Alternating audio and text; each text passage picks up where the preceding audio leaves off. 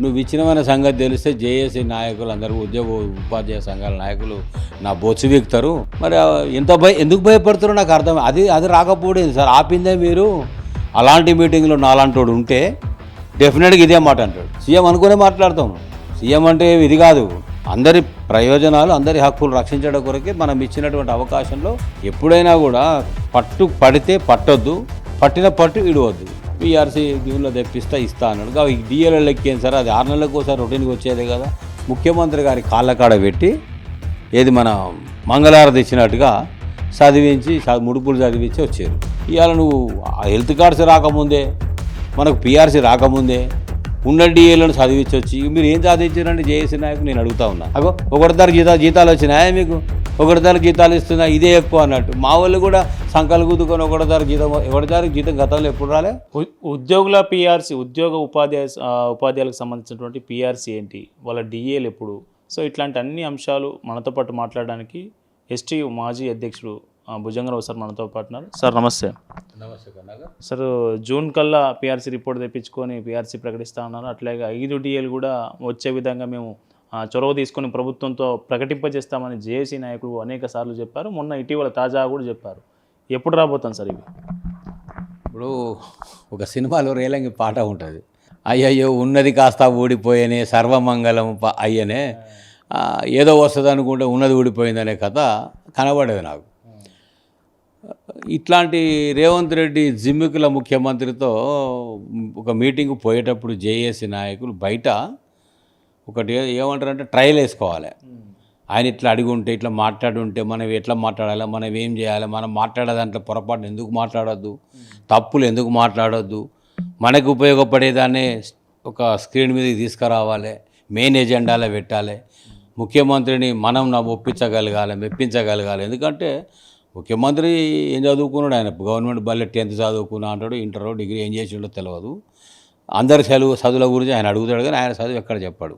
ఇలా అనేక డిపార్ట్మెంట్స్ ఉన్నాయి కదా జేఏసీలో. ఉపాధ్యాయులు ఉండరు, లెక్చరర్లు ఉండరు, మహానుభావులు హెచ్ఓడీలు ఉండరు, అధికారులు ఉండరు, గొప్ప గొప్ప వాళ్ళందరూ ఉన్నారు కదా. అనేక అనుభవాల నాయకత్వాలు పనిచేసిన తలలు వండిన వాళ్ళు ఉన్నారు కదా. నేను అనుకునేది ఏంటంటే, మన జేఏసీ మీటింగ్ పోయినప్పుడు సరే పీఆర్సీ రిపోర్ట్ ఎప్పుడో రెడీగా ఉంది, 1/7/2023 నుంచి మాకు నూతన పీఆర్సీ రావాలి, శివశంకర్ పీఆర్సీ చైర్మన్ గారిని నివేదిక రెడీగా ఉంది సార్ ఏమంటారా అంటే, నువ్వు విచ్ఛిన్నమైన సంగతి తెలిస్తే జేఏసీ నాయకులు అందరూ ఉద్యోగ ఉపాధ్యాయ సంఘాల నాయకులు నా బొచ్చు వీక్తారు, ఇక నేను తట్టుకోలేను, కాబట్టి నువ్వు నేను చెప్పినప్పుడు పట్టుకరా అని చెప్పేసి అట్లా 3 సార్లు 4 సార్లు ఎక్స్టెండ్ చేసి ఈ గవర్నమెంట్ వచ్చిన కాడ నుంచి 4 సార్లు ప్రభుత్వ ఆదేశాలు ఇచ్చి ఉత్తర్వులు ఇచ్చి ఆపిన పరిస్థితి. నా దగ్గర ఎప్పుడో రెడీగా పెట్టిన నేను పీఆర్సీ రిపోర్ట్ సీఎం రమ్మంటే ఎప్పుడే తీసుకుపోయి ఇస్తా అని పీఆర్సీ చైర్మన్ అనే పరిస్థితి. ఇది లేట్ కావడం వల్ల ఆఫీసు నిర్వహణ, సిబ్బంది వేతనాలు, చైర్మన్ వేతనాలు, కారు, మంది, మార్బలం, వృధా ప్రయాస, వృధా ఖర్చులు. మన మోడీ గారు అన్నీ సేవ్ చేసుకోండి, పొదుపు చేసుకోండి అని ఆయన చెప్తాడు. ఆయన పొదుపు ఈయన చెవికి వారిందో లేదో రేవంత్ రెడ్డి గారికి. మరి ఇప్పుడు ఆ పొదుపు అనేది ఉద్యోగులు ఉపాధ్యాయుల కాడికి వచ్చే వరకు మా దగ్గరనే ఆయన పొదుపు అంతా కనబడుతుంది. మరి ఇలా జేఏసీ నాయకులు మొన్న పోయిన మీటింగ్లో సార్ మా పీఆర్సీ అని అడిగారు, మా వాళ్ళు మంచిగానే అడిగారు పాపం. అడిగితే ఇస్తారా రిపోర్ట్ రావాలి కదా, నివేదిక రావాలి కదా, అది రావంగానే మీకు ఇస్తా అన్నాడు. మరి ఎందుకు భయపడుతారో నాకు అర్థం. అది రాకపోవడం సార్, ఆపిందే మీరు, ఆపుతున్నదే మీరు. ఇప్పుడు తెప్పిస్తే గంట సేపట్లో రిపోర్ట్ మీ ముందరికి వస్తుంది సార్ అని ఎందుకు చెప్పలేకపోయారు? ఛాలెంజింగ్గా చెప్తున్నా. అలాంటి మీటింగ్లో నాలాంటోడు ఉంటే డెఫినెట్గా ఇదే మాట అంటాడు.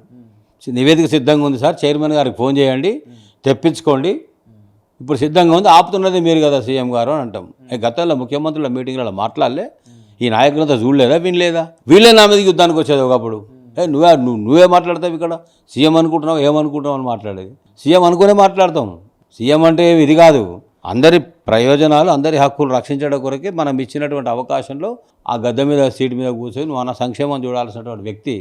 సీఎం అంటే దయ్యమో భూతమో కాదు కదా, ఆ రకమైనటువంటి దాంట్లో ఉండాలి తప్ప మా వాళ్ళు ఎవరు నోరు ఇప్పలేదా, అడగలేదా, చేయలేదా. జూన్లో రిపోర్ట్ వస్తుంది, మళ్ళీ మిమ్మల్ని పిలుచుకొని ఇంకో మీటింగ్ పెట్టుకొని అప్పుడు ఇస్తా అన్నాడు.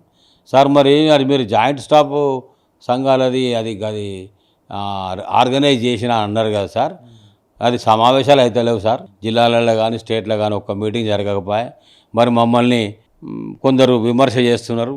ఏముంది మీరు చేసి వచ్చింది ఏముంది, మీరు ఎలగబెట్టింది ఏమున్నది, ఒక మీటింగ్ పెట్టినారే మీరు బయటకు వచ్చి చెప్పుకున్నారు తప్ప అని అంటున్నారు సార్. అంటే మీటింగే కదా, మా సిఎస్కి చెప్తా మీటింగ్లు పెట్టమని చెప్తా, జిల్లాలలో కలెక్టర్లు పెడతారు, మీటింగ్స్ జరుగుతాయిలే, అందులో మీ సమస్యలు చెప్పండి అని అన్నారు. జిల్లాలలో మొదలు కాలే కానీ మొన్న ముఖ్యమంత్రి ఆధ్వర్యంలో జేఏసీని పిలిచి జాయింట్ స్టాఫ్ కౌన్సిల్ సంఘాలతో ఒక మీటింగ్ పెట్టారు. ఆ మీటింగ్ పెట్టిన దాంట్లో పీఆర్సీది ప్రముఖంగా చర్చకు వచ్చింది. వచ్చిన నాడు ఇవ్వడం లోపల అదొక భాగం అయితే 5 డిఏలు పెండింగ్ ఉన్నాయి సార్. 5 డిఏలు మాకు దాదాపుగా మాకు 12.7% డిఏల పర్సెంటేజ్ పెండింగ్ ఉంది. ఒక్కొక్కరికి 15 నుంచి 20 వేలు మేము నష్టపోతున్నాము, అది ఇవ్వాల్సిన అవసరం ఉండే అది మాట్లాడాలి. రిటైర్డ్ వాళ్ళు 100 మంది పైచిలుకగా చనిపోయారు సార్, అనేక రోగాలు వస్తున్నాయి. కోర్టు కూడా చెప్పింది ఒకటేసారి ఇవ్వాలి, నెలలు కాదా, నెలకి 700 కాదు, వాళ్ళ డబ్బులు వాళ్ళకి ఇచ్చేయండి అని చెప్పి కోర్టు సీరియస్గా చెప్పింది. 100 రోజుల్లో క్లియర్ చేయమన్నది కోర్టు. మరి అది క్లియర్ చేయాల్సిన అవసరం ఉందని మాట్లాడాలి. ఎప్పుడైనా కూడా పడితే పట్టొద్దు, పట్టిన పట్టు ఇడవద్దు. పట్టకుండా మమ్మమ్మ పప్పప్ప మాట్లాడితే రేవంత్ రెడ్డి ఏం మాట్లాడినాడు ముఖ్యమంత్రి, మిమ్మల్ని నోరు తెరవనియాడు, మిమ్మల్ని చెప్పనియాడు. ఆయన నేచర్ అలాంటిది. మీరు హెడ్ స్ట్రాంగ్గా ఉండి స్ట్రైట్ ఫార్వర్డ్గా లూజ్ టంగ్ చేయకుండా ఉండాల్సిన అవసరం ఉండే, ఆ ఛాన్స్ జారవిడుచుకున్నారేమో అని అలాంటి వాళ్ళకు అనిపిస్తుంది.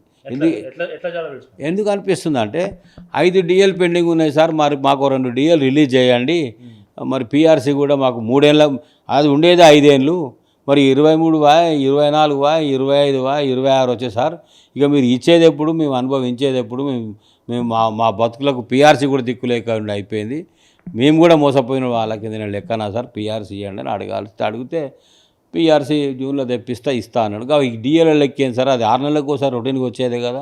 కేంద్ర ప్రభుత్వం 6 డిఏలు ఇచ్చింది, ఇక మనం 5 లెక్కేసుకుంటున్నాం, ఇంకా దాంతో కలుపుకుంటే 6 అవుతాయి కదా, మరి డిఏ ఇవ్వాలి సార్ అంటే ఓ 2 ఇవ్వండి 3 ఇవ్వండి, అన్ని డిఏలు రిలీజ్ చేయండి అని అడుగుంటే ఓ 3 ఇవ్వండి ఓ 2 ఇవ్వండి అంటే ముఖ్యమంత్రి గారు ఇప్పుడు ఇవ్వలేని అన్నట్టుగా మరి మునుపు చెప్పినట్టు నా దగ్గర అంటే కోసుక తిన్నా డబ్బులు లేవు, వణుక తిన్నా డబ్బులు లేవు, నేను పోతే చెప్పులు ఎత్తుకపోవడం చూసినట్టు చూస్తారు, మనకు అప్పు ఇచ్చేటోడే వల్లేడు, మీ పేరు చెప్పేవరకు నాకు అప్పు దొరుకుతలేదు మీకు ఇద్దామని అంటే అనటోడా ఇచ్చేటోడా ఈయనని చెప్పేటోడు ఆగాలి కదా, అడగాలి కదా.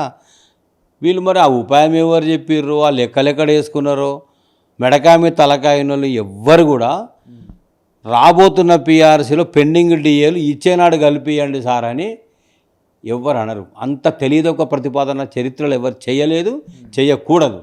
ఎందుకు చేయకూడదు అంటే నువ్వు పీఆర్సీ రిపోర్టు వచ్చే నాటికి 1/7/2023 నాటికి ఎన్ని డిఏలు పెండింగ్ ఉన్నాయి, ఎంత పర్సెంటేజ్ మనకుందో అది మాత్రమే విలీనమవుతుంది పీఆర్సీలో అది మాత్రమే విలీనమై అక్కడి నుంచి ఫిట్మెంట్ ఫిక్స్ అయిన తర్వాత మాస్టర్ స్కేళ్ళల్లో మనకు బెనిఫిట్ జరుగుతుంది.